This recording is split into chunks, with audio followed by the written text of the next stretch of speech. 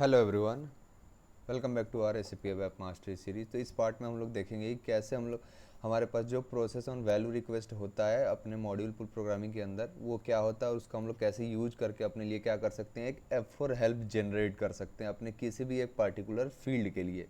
जब हम लोग डिस्कस कर रहे थे इवेंट्स इन मॉड्यूल पुल, तो हमने क्या वहाँ पे देखा था कि एक इवेंट हमारे पास ये भी होता है प्रोसेस ऑन वैल्यू रिक्वेस्ट। और इस पर्टिकुलर इवेंट का हम लोग किस चीज़ के लिए यूज़ करते हैं, अपने किसी भी फील्ड के लिए अगर आपको एक F4 हेल्प जनरेट करना है। यानी इसका सेंस क्या है मैं आपको दिखाता हूँ। आप किसी भी प्रोग्राम के अंदर चलो या S11 के अंदर चलिए। अब आप देखिए यहाँ पे हर एक फील्ड के लिए आप क्या देख रहे हैं, आपके पास एक F4 हेल्प जनरेटेड है। आप हर एक फील्ड के लिए यहाँ देख सकते हैं एक F4 हेल्प आपको एसएपी की तरफ से मिलता है। अब वैसे ही अगर हमें अपने किसी कस्टम मॉड्यूल पुल प्रोग्राम के अंदर, जैसे कि मैंने यहाँ पे एक फील्ड आपके लिए अपनी दी रखी है अपने इस प्रोग्राम के अंदर, तो ये मेरे पास ऑलरेडी एक डेवलप्ड प्रोग्राम है और इसके अंदर मैंने ऑलरेडी ये क्या किया है, फोर हेल्प जनरेट किया हुआ है।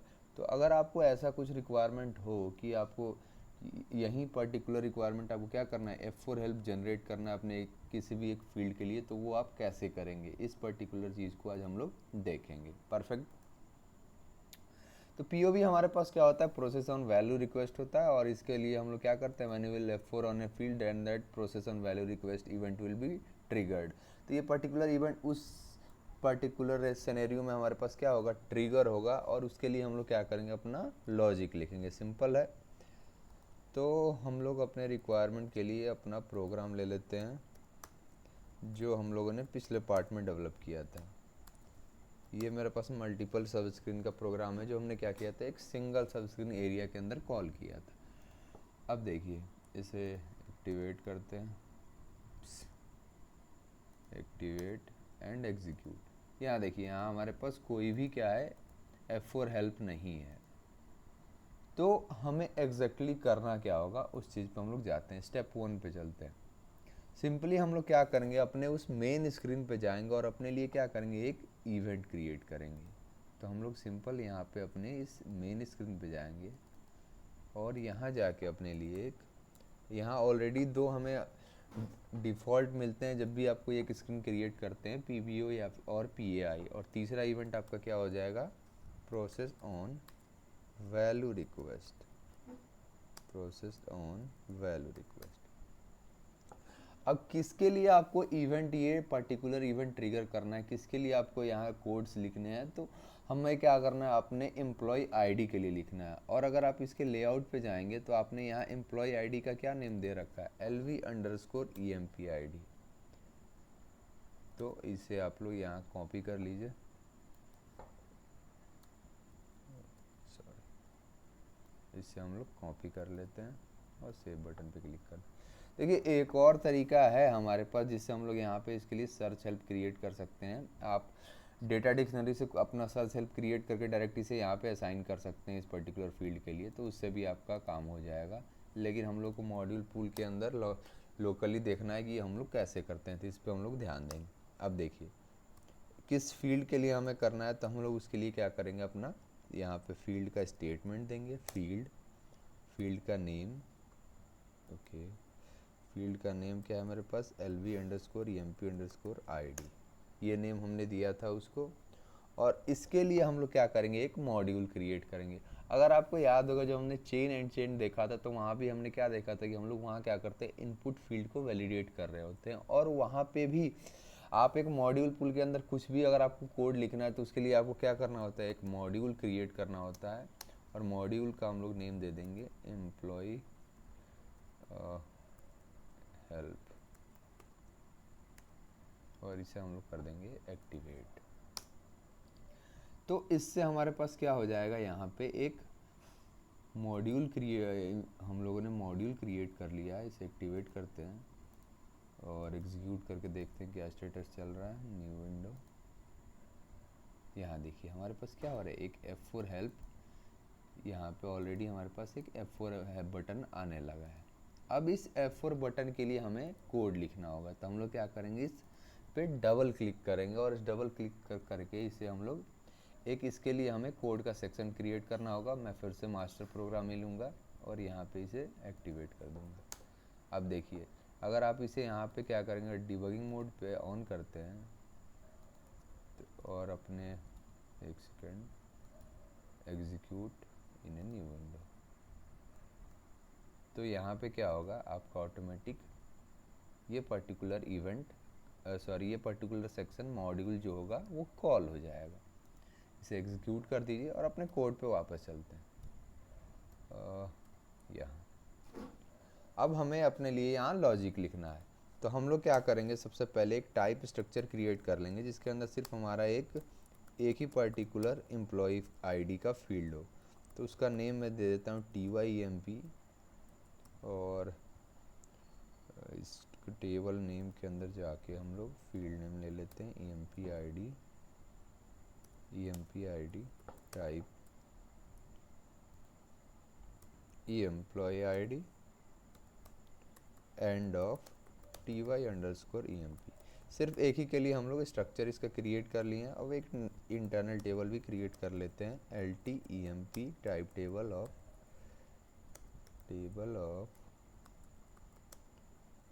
TY_EMP।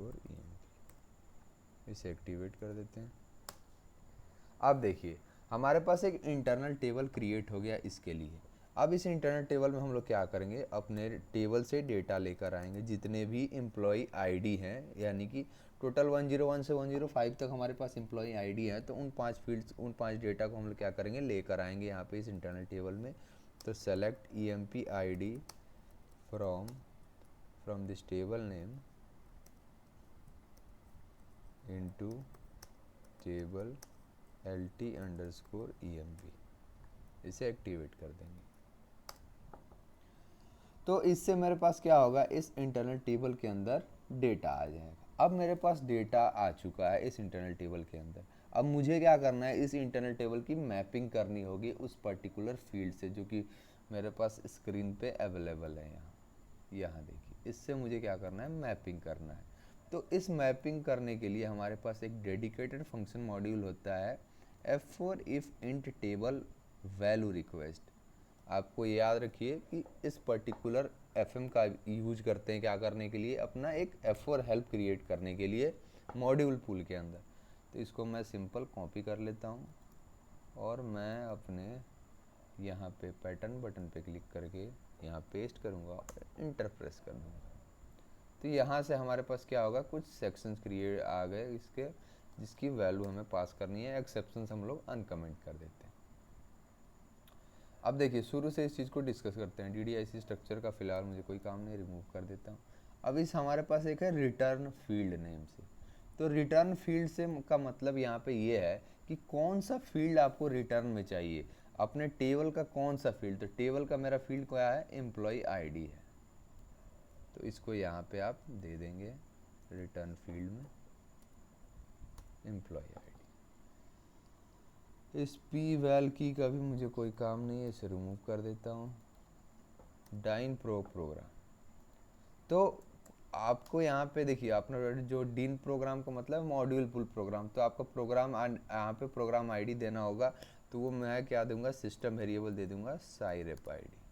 तो इससे मेरे पास क्या हो जाएगा, मेरा सिस्टम का प्रोग्राम आईडी उसके पास चला गया। फिर हमारे पास एक क्या है, यहाँ पे एक डाइन PR है, जिसके अंदर मैं एक और सिस्टम वेरिएबल हमारे पास होता है SYDYNNR for this module pool PNR। तो उसकी वैल्यू हम लोग यहाँ पे दे देंगे। तो SYDNNR आपको यहाँ देना होता है, तो आप यहाँ से ये पास कर देंगे SY-DNNR। फिर आपके पास यहाँ डैनप्रो की फील्ड आपको अब यहाँ पास करनी है। अब इस डैनप्रो की फील्ड का मतलब ये है कि स्क्रीन पे जो आपने फील्ड क्रिएट किया तो उसका नेम आपने क्या दिया है, तो वो मैंने नेम दिया है LVEMP ID। अगर आपको याद होगा थोड़ी देर पहले ही हमने उसे देखा था। फिर हमारे पास एक और चीज़ है यहाँ पे वैल्यू ORG नेम से। यहाँ देखिए वैल्यू ORG नेम की एक फील्ड है, इसकी वैल्यू हमें अब S करनी होती है। इससे हमारे पास क्या होगा, S पास करते ही हमारा डेटा जो है मैप हो जाएगा। फिर हम लोग इस वैल्यू टैब में अपना इंटरनल टेबल पास कर देंगे LT_EMP, जिसके अंदर मेरे सारे रिकॉर्ड है, और इसे एक्टिवेट कर देंगे। इसे एक्टिवेट कर देंगे।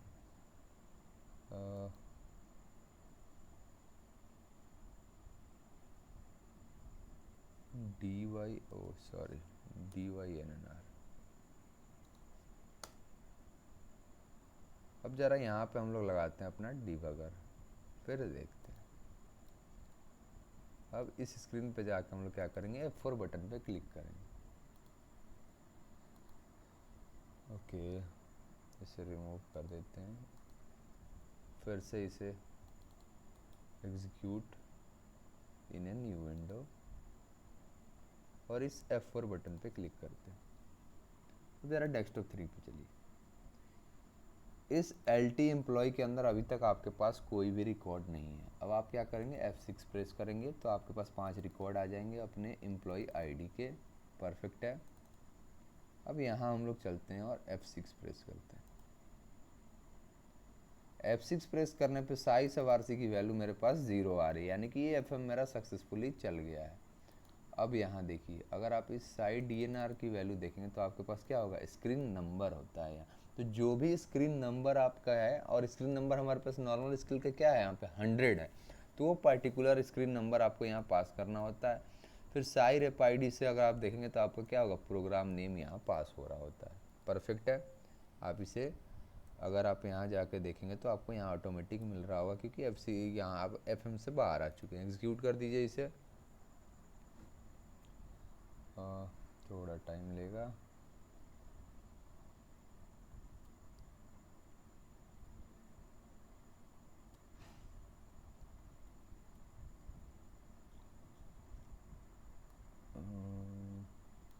इसे रिमूव कर देते हैं। अब कुछ ज़्यादा ही टाइम ले रहा है।